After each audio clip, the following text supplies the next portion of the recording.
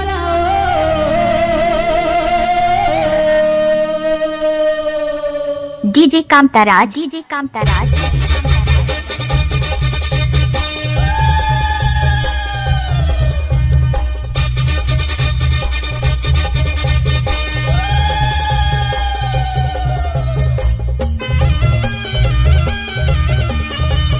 दोनों हाथों को ऊपर उठाकर तालियों के साथ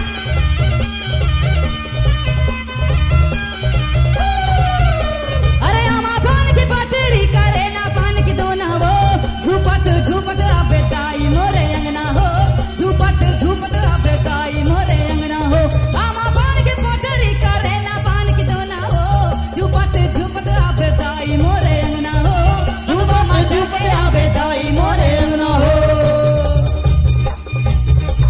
दोनों हाथों को बढ़ा कर जयकारा बोल सच्चे दरबार की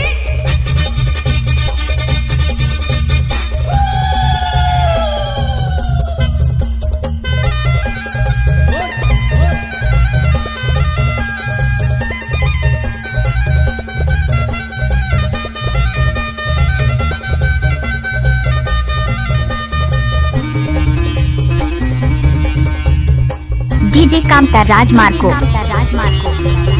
रस्ताला देखो तोरे बांधा ते बांधाना हो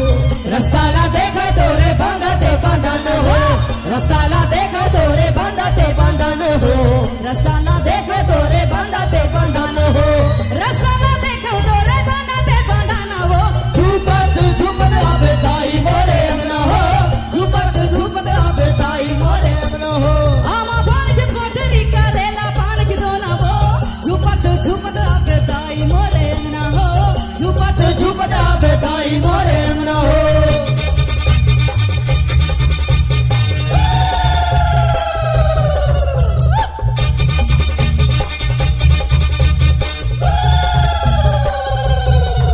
इलाका राजेंद्र ग्राम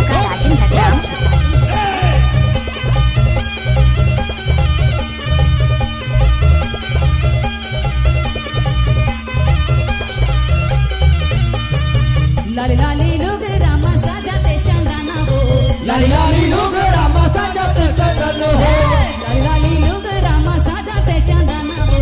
लाली लाली लोग रामा साजाते चंदना हो लाली लाली लोग रामा साजाते चंदना हो झूपट झूपट आवे ताई मोरे अंगना हो झूपट झूपट आवे ताई मोरे अंगना हो आमा पान की पटरी करेला पान की दोना हो झूपट झूपट आवे ताई मोरे अंगना हो झूपट झूपट आवे ताई मोरे अंगना हो दौलत नैया हो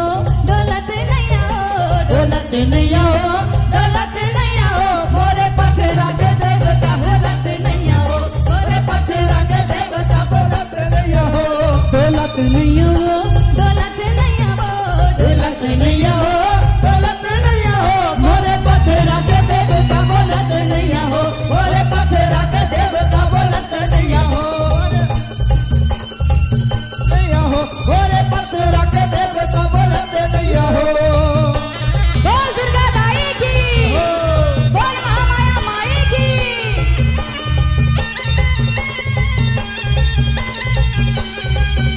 पीछे वाले क्या बात है डीजे कामताराज मार्को साउंड मनिया दुनिया सोहे